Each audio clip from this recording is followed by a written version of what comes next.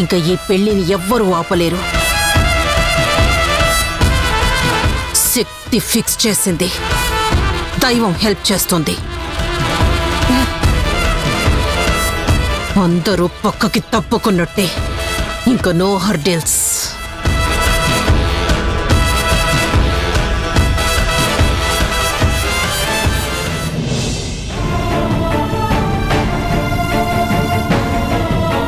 ఇతనే మీ daddy doctor Gunasekhar.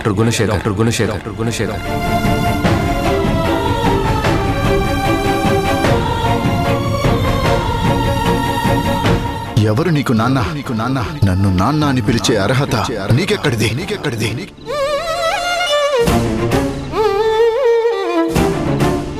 అత్త దగ్గరుండి నాన్నతో హోమం జరిపిస్తుందంట. 15 రోజుల్లో ఏకంగా సౌమ్యతో పెళ్లి జరిపిస్తానని అత్త శపథం చేసిందమ్మా. నాన్న మమ్మల్ని ఇంకా ఈ జన్మకి తన పిల్లలుగా ఒప్పుకోడు. దగ్గరయ్యే ఛాన్స్ లేదు. అమ్మ మీద ఆశ పూర్తిగా చచ్చిపోయింది. తను అమ్మని నమ్మడు, మమ్మల్ని చేరదీయడు, ఆదరించడు. నాన్న ప్రేమని పొందలేక నాన్నెవరూ తెలియని పిల్లలుగా మేం నలిగిపోతూ నరకం అనుభవిస్తూ జీవితాంతం బ్రతకడం చాలా కష్టం. అలాంటి బ్రతికే కన్నా చావడం బెటర్. చావడమే బెటర్.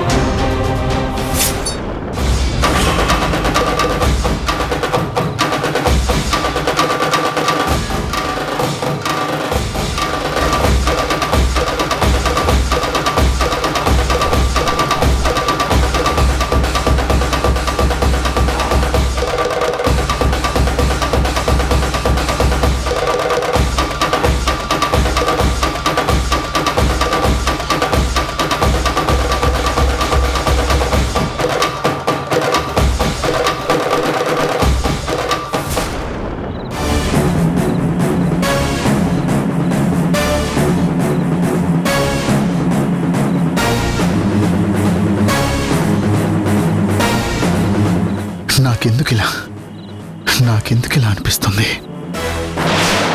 ఈశ్వర పరమేశ్వర చూడరా ఎటు చూడరా, రెండు కన్నుల మనిషి బ్రతుకును గుండె కన్నుతో చూడరా, ఎదుట పడని వేదనలను నుదుటి కన్నుతో చూడరా. ఈశ్వర పరమేశ్వర చూడరా ఇటు చూడరా.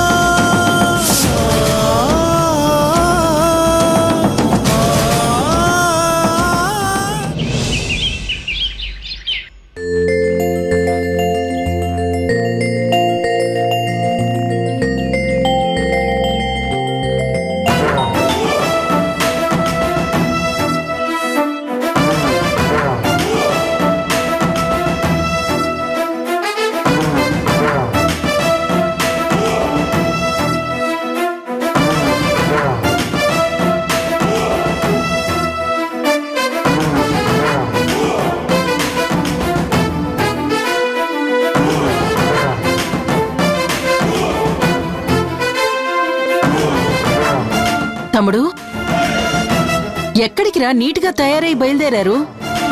ఈ పూట నువ్వు హోమం చేయాలని చెప్పాను కదా. అవతల పంతులు గారు కూడా వచ్చి అన్ని ఏర్పాట్లు చేస్తుంటే నువ్వెక్కడికిరా బయలుదేరావు? కొత్తగా నాన్న అలా అడుగుతావేంటత్త? నాన్నకి హాస్పిటల్ పేషెంట్స్ అంటేనే కదా ప్రాణం. వృత్తి ధర్మం పాటించడం కోసమేగా. అప్పుడు అమ్మను కూడా తప్పు పట్టాడు, ఇంట్లో నుంచి బయటికి తరివేశాడు కూడా. నువ్వు ప్రపోజ్ చేసిన హోమాల కోసం జపాల కోసం పేషెంట్స్ ప్రాణాలు గాలికి వదిలేయమంటావా? ఇక్కడ నాన్న హోమం చేస్తూ కూర్చుంటే అక్కడ పేషెంట్లకి జీవం ఎవరు పోస్తారు? అవునక్క, వాడికి పేషెంట్సే ఫస్ట్, ఆ తర్వాత ఏదైనా ఎవరైనా.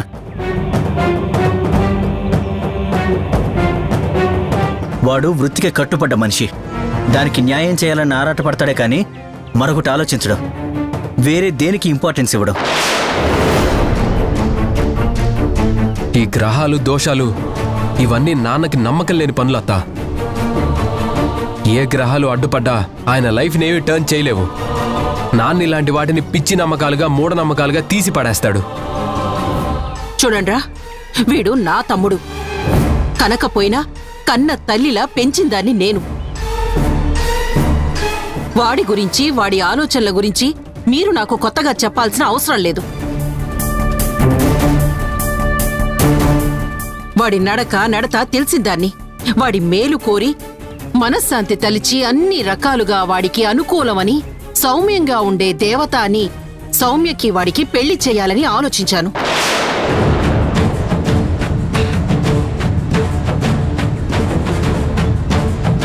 హోమాలైనా యజ్ఞాలైనా యాగాలైనా వాడి జీవితం బాగుపడ్డం కోసం. వాడు వృత్తినెలా తలుస్తాడో నేను వాడి క్షేమాన్ని అలాగే తలుస్తాను.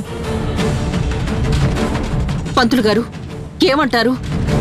అమృత ఘడియల్లో హోమం చేస్తే చాలా మంచి జరుగుతుందని మీరేగా చెప్పింది. అవునండి, అక్కగారు చెప్పేది అక్షర సత్యం. విన్నావుగా? నా మీద నమ్మకం ఉంది కదా గుణ నీకు. నా నమ్మకం నీ నమ్మకం కాదా?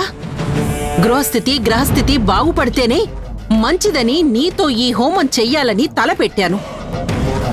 చూడు, వాళ్ళు టెంపుల్లో ఎలా ప్లాన్ చేసి ఎంగేజ్మెంట్ ఆపారో అలాగే నిన్ను డైవర్ట్ చేసి ఈ హోమం జరగకుండా ఉండాలని ప్రయత్నం చేస్తున్నారు. నా నమ్మకాన్ని నువ్వు బలంగా నమ్మితే వెళ్ళి తయారైరారా. మళ్ళీ ఇలాంటి ముహూర్తం దొరకదు.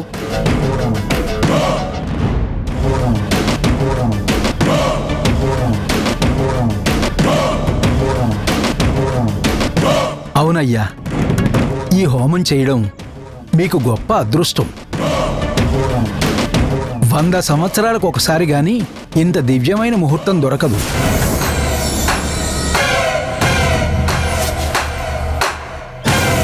మీరు హోమం చేయండి. మీ జీవితంలో విఘ్నం అనేది తొంగి చూడదు.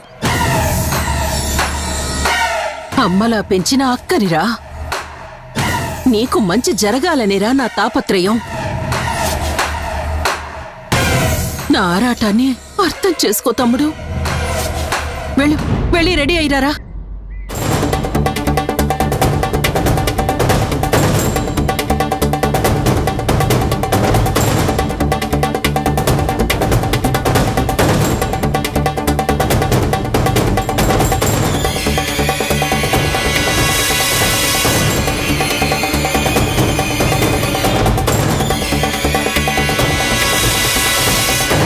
హాస్పిటల్లో చాలా మంది డాక్టర్లున్నారు పేషెంట్లని బతికించటానికి.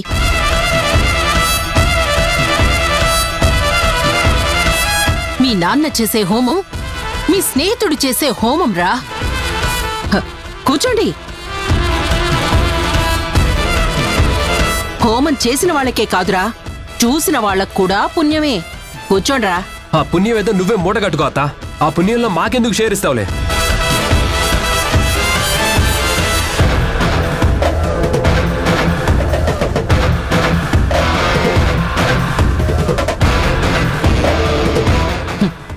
ఉపగ్రహాలు మీరే తొలగిపోయారా. ఇక ఏ అవాంతరం లేకుండా ఈ హోమం వాడితో జరిపిస్తా.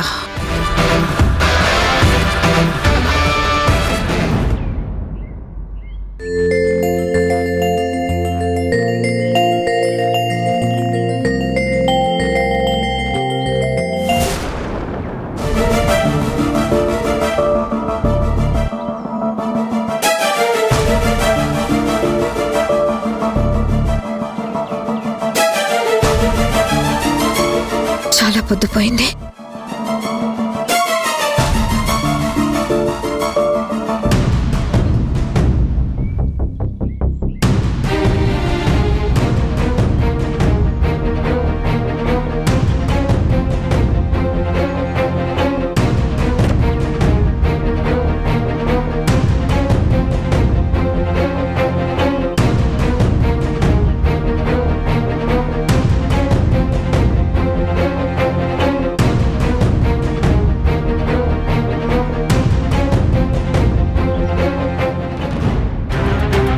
అమ్మ తప్ప ఎవరూ లేచినట్లేరు. పిచ్చిది. రాత్రి కోపంగా లోపలికెళ్ళింది. ఇంతవరకు లేచినట్లేదు. కోపం చల్లారిందో ఇంకా అలాగే బుసలు కొడుతుందా? దాని ఆశ నిరాశ అవుతుందేమో అన్న బాధ. అమ్మ ఆరాటాన్ని అర్థం చేసుకోలేకపోతుంది. మాట్లాడాలి, మధుతో మాట్లాడాలి. నేను చచ్చైనా మీకు తండ్రిని అప్పగిస్తానని చెప్పాలి.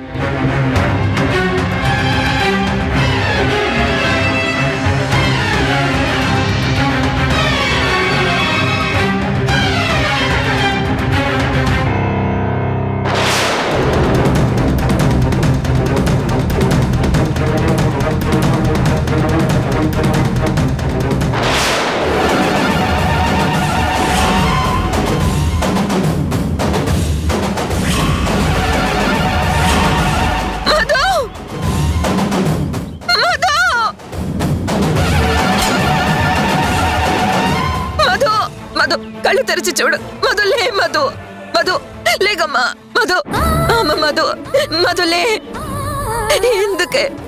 ఎందుకింత ధైర్యం చేసావు? ప్రాణంగా భావించి పెంచేనే నాకు అన్యాయం చేసిపోవడానికి నీకెలా మనసు వచ్చింది? మధు, మధు పైకిలే. ఏమైంది? కళ్ళు తెరవే. చూడమ్మా మధు ఏం చేసిందో. మధు, మధు కళ్ళు తెరిచి చూడు. మధు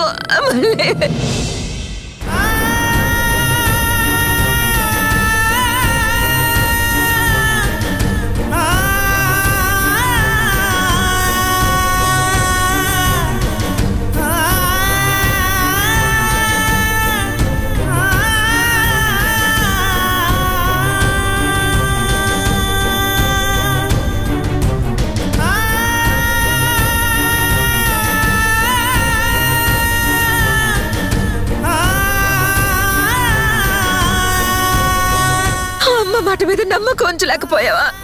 నలుగురు నవ్విపోతారని భావించావా? ఎందుకు మధు, ఎందుకు ఇంతకు తెగించావు? మధు, మధు, మధు, చిన్న కార్తీరా, మధు, మధు, మధు,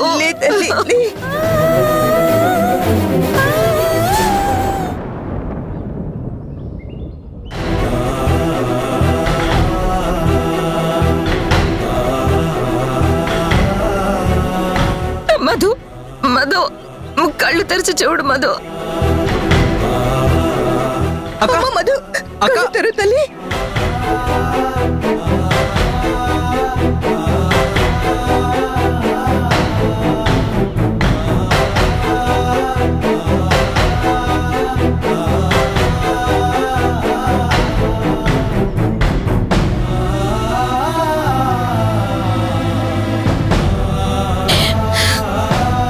శివ, మధు సిచ్యుయేషన్ సీరియస్ గా ఉంది. ఇప్పుడే హాస్పిటల్లోకి ఎంటర్ అయ్యాం. భయం వేస్తుంది శివ. మధుని బ్రతికించు Shiva.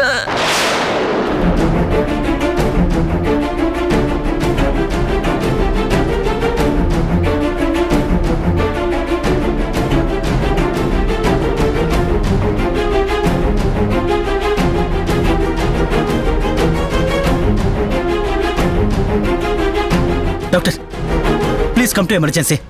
Call all concerns. Please hurry up.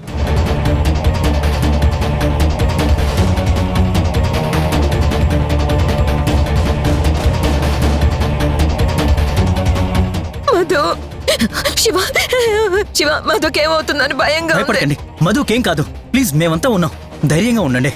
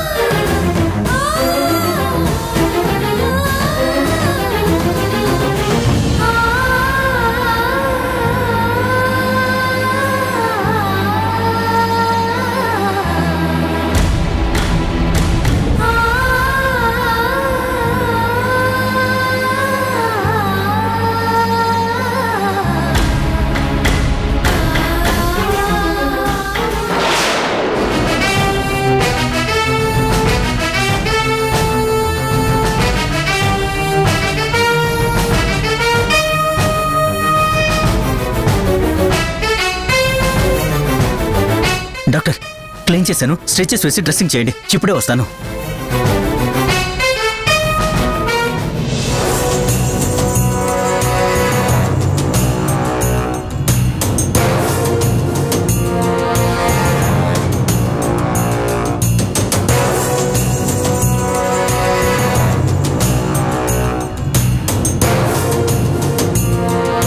వీడింకా రావట్లేదేంటి? నేను ఇప్పుడే చూసొస్తాను.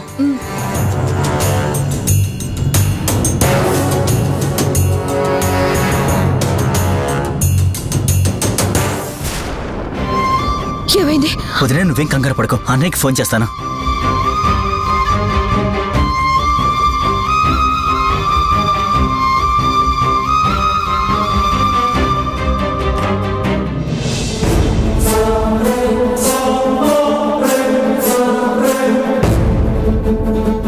గుణా, గుణా, గుణా,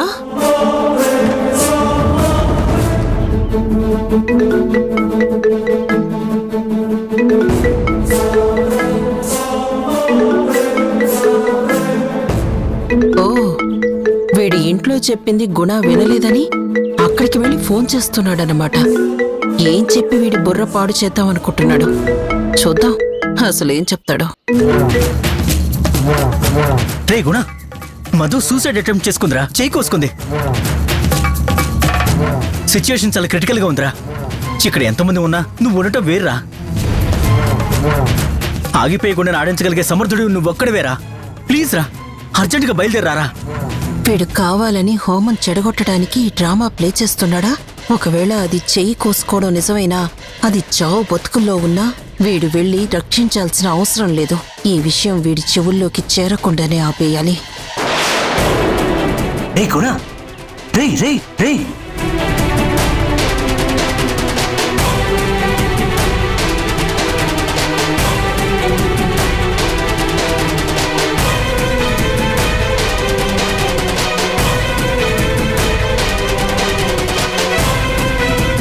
గుణ గుణ గుణ, ఏమైంది?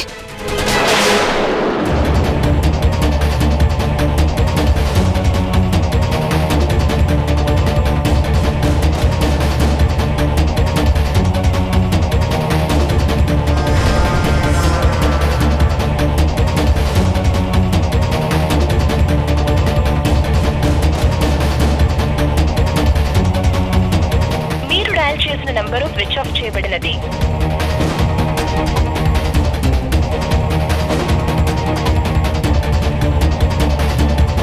ఎంత ట్రై చేసినా లిఫ్ట్ చేయట్లేదేంటి?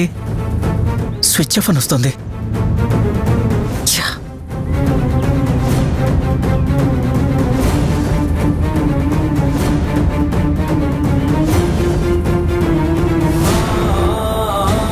కన్న కూతురు చావు బ్రతుకుల్లో ఉందని చెప్పిన గుణ ఇంత మూర్ఖంగా బిహేవ్ చేస్తున్నాడేంటి? ఇంత కఠినంగానా? ఫోన్ స్విచ్ ఆఫ్ చేసేంత మూర్ఖత్వమా? ఛీ!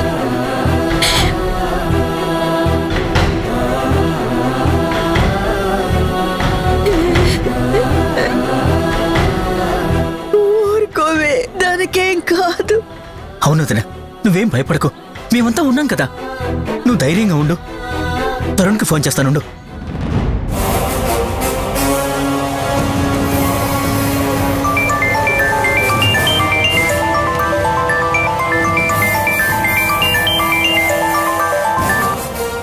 చెప్పండి అంకుల్.